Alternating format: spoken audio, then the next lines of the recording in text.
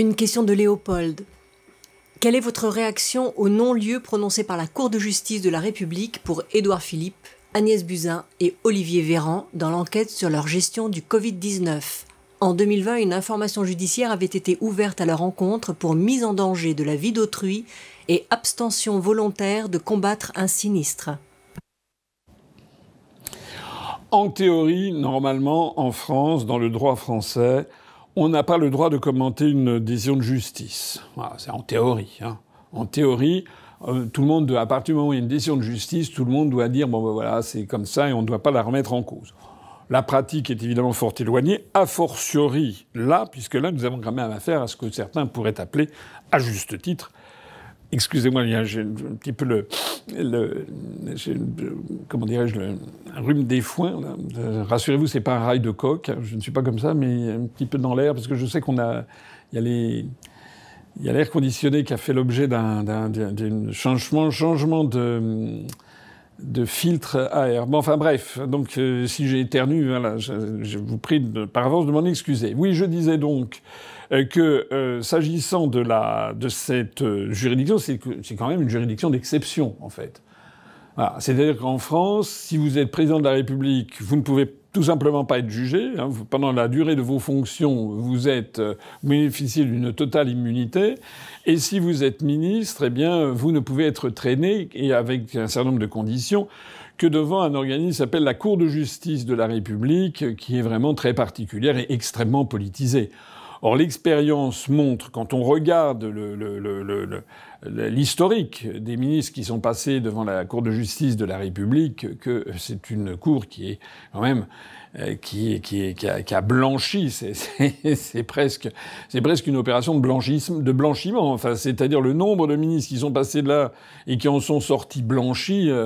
C'est extraordinaire. Je crois que c'était Madame Lagarde était passée, Monsieur Fabius, Monsieur, je sais pas si vous avez d'autres, comment? Balladur. Édouard Balladur. Enfin, il y a eu un paquet de gens qui sont passés, qui sont tous ressortis blanchis en fait de cette affaire. Bon, alors moi personnellement. Je considère que c'est pas normal. Voilà. Je considère que la gestion du Covid a été une gestion délirante. Il est vrai qu'il y avait à la tête de l'État quelqu'un. Il y avait deux personnes, faut pas l'oublier, la deuxième. Le premier, c'était Macron. Le deuxième, faut surtout pas l'oublier, c'était Édouard Philippe, qui ont été les personnes qui ont pris les décisions politiques. Voilà. Donc les autres, à la limite, bon, Véran, vous avez vu ce que c'est. Véran, c'est pas grand-chose. C'est un subalterne. Bon, Madame Agnès Buzyn, elle est partie assez vite parce qu'elle a senti que ça sentait très très mauvais. Et puis le dernier, c'était qui était poursuivi Philippe Castex et puis. Ah oui, Castex. Oui, le Premier ministre. Et pourquoi lui et pas Édouard Philippe Véran et Buzyn. Philippe Véran, Buzyn. Ah, c'est Philippe, pardon. Bon. Moi, je trouve ça délirant. Il suffit de voir ce qui s'est passé dans d'autres pays du monde. Voilà. Dans d'autres pays, je pense à la Suède, par exemple. Ben, la Suède a fait ça de façon très, très, comment dirais-je, limitée. D'ailleurs, les journaux français brocardaient le pari de la Suède. Brocardaient encore plus, tiraient à boulet rouge sur la Biélorussie, puisque Loukachenko, le président biélorusse, avait dit que lui, c'était comme une grippe, comme d'habitude, il faisait rien du tout. Alors on l'a traîné dans la boue, évidemment, dans les médias français. Les Suédois, c'était un petit peu différent, mais pas très différent. Ils n'ont pas fermé du tout. Il n'y a pas eu du tout de couvre-feu. Ils ont laissé les gens circuler. On a dit que c'était quand même très très dangereux, l'école suédoise. Et puis au bout du compte, quand on regarde avec le recul du temps, ben on s'aperçoit qu'en France, ça a été à l'origine de 5 à 600 milliards d'euros de dettes supplémentaires. C'est à se demander si c'était pas l'objectif poursuivi par Macron. Ça a été également l'objet, il y a eu des vaccinations de masse avec ces injections ARNM dont on découvre avec le temps que ça n'est pas l'hécatombe annoncée par les prophètes de malheur. Il y a des prophètes de malheur qui parlaient d'avoir des dizaines et des dizaines de millions de morts. Bon, heureusement, ça n'est pas ça. Mais ça n'est pas non plus le produit totalement, avec une totale innocuité qu'on a voulu nous faire croire. C'est quelque chose qui n'empêchait pas la pandémie. Et ce sont des injections qui étaient à titre expérimental. C'est d'ailleurs la raison pour laquelle ni moi ni les membres de ma famille n'ont accepté de le faire, quoi qu'on puisse dire et faire, parce que il faut garder dans la vie, et ça c'est vraiment une leçon de vie que les Français ont eue à cette occasion, arrêtez d'écouter les médias, exercez votre self-control, votre discernement. Voilà. On ne se laisse jamais injecter dans le corps quelque chose dont on n'est pas sûr et certain. Voilà, c'est un principe de base, me semble-t-il. Il y a heureusement des millions de Français qui ont suivi ce conseil, contrairement à ce que le bombardement idéologique que l'on a subi. Il y avait derrière tout ça des affaires de gros sous. Ça, c'est certain. Les 40 et quelques milliards d'euros de commandes faites par Madame von der Leyen à Bourla. Il y a eu derrière tout ça probablement une psy-op, comme disent les Américains, une opération psychologique, pour voir justement avec quelle facilité ou quelle difficulté on peut manipuler une foule. Ben là, les Français, ils sont tombés alors à plein.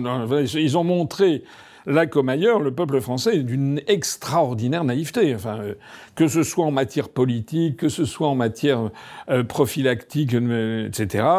Les Français, à partir du moment où il y a une prétendue autorité qui passe sur TF1, paf, ils sautent dessus. Et là, ils sont d'accord pour donner des milliards et des milliards au régime Zelensky, qui est un régime de truands et de néo-nazis, mais parce qu'on l'a entendu à la télé, à la radio. C'est le drame principal de la France.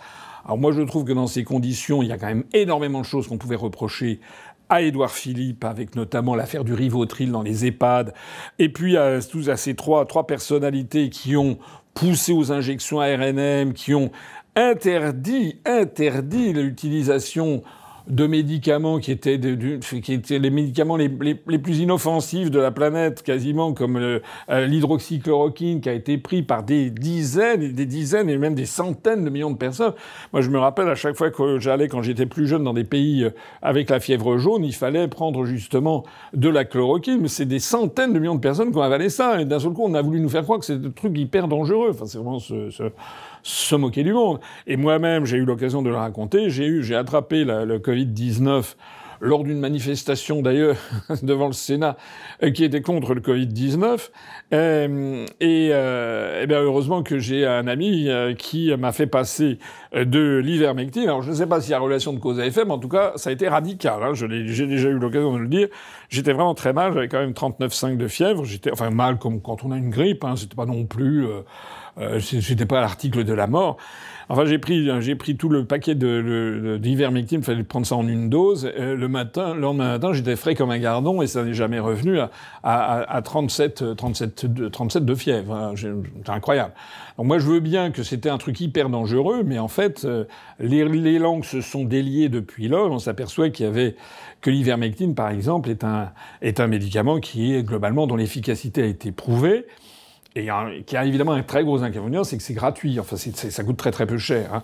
Voilà, donc on voit qu'il y a eu des intérêts financiers très importants, des intérêts financiers, des intérêts politiques, des intérêts géopolitiques dans toute cette affaire, dont on ne voit pas encore très bien tous les tenants et les aboutissants certainement.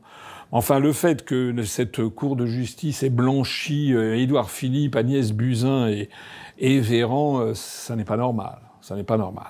En conclusion, ce que je dirais, c'est que nous ne sommes pas favorables aux juridictions d'exception. Voilà.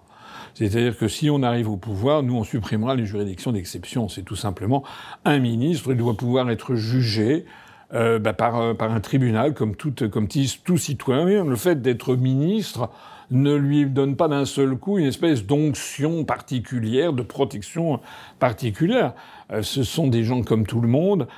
Bon, le chef de l'État, on peut considérer que peut-être, en sa qualité de chef d'État, et comme il a été élu par le suffrage universel, on peut considérer qu'il peut y avoir effectivement une immunité. Enfin, c'est à discuter quand même.